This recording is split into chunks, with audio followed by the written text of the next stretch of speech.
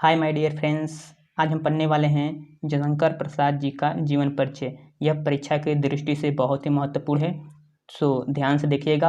और एक बार इस वीडियो को देख लेंगे तो आपको पूरा याद हो जाएगा इजीली।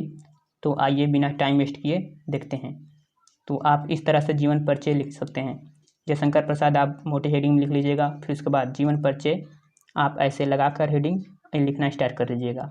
देखिए, जयशंकर प्रसाद जी का जन्म सन 1889 ईस्वी में वाराणसी के प्रसिद्ध साहू सुंघनी परिवार में हुआ था। ठीक है। इनके पिता का नाम श्री देवी प्रसाद था। इनके पिता के यहाँ बहुत से विद्वान तथा कवि आया करते थे। इजीली यह क्वेश्चन है, बहुत ही आसान। आप एक बार देख लेंगे तो पूरा याद हो जाएगा, तो ध्यान से देखिएगा। तो इनके पिता के यहाँ बहुत से कवि और विद्वान आया करते थे। इस कारण बचपन से ही प्रसाद जी को साहित्य का ज्ञान था। इन्होंने 9 वर्ष की आयु में ही कविता करना शुरू कर दिया, परंतु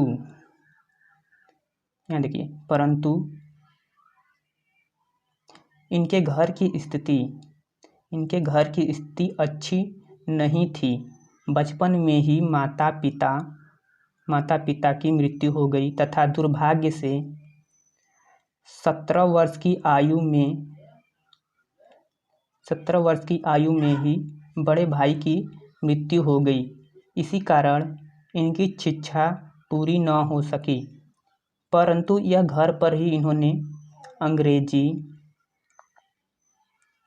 अंग्रेजी, उर्दू, फारसी इत्यादि भाषाओं का अध्ययन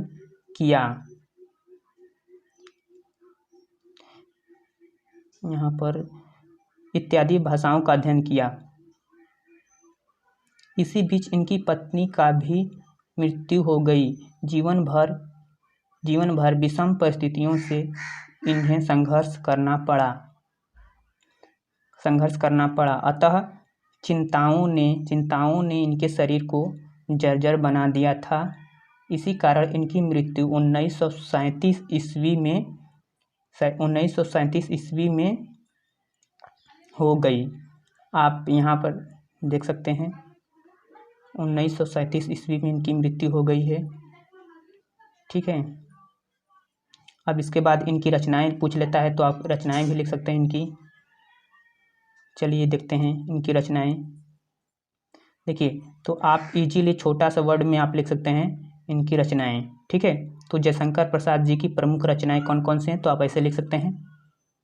और तो पहला देखिए, पहला में इसमें लिख सकते हैं आप, झरना है, लहर है, आंसू है, कामायनी है, राजश्री है, चंद्रगुप्त है, अजातशत्रु है इत्यादि।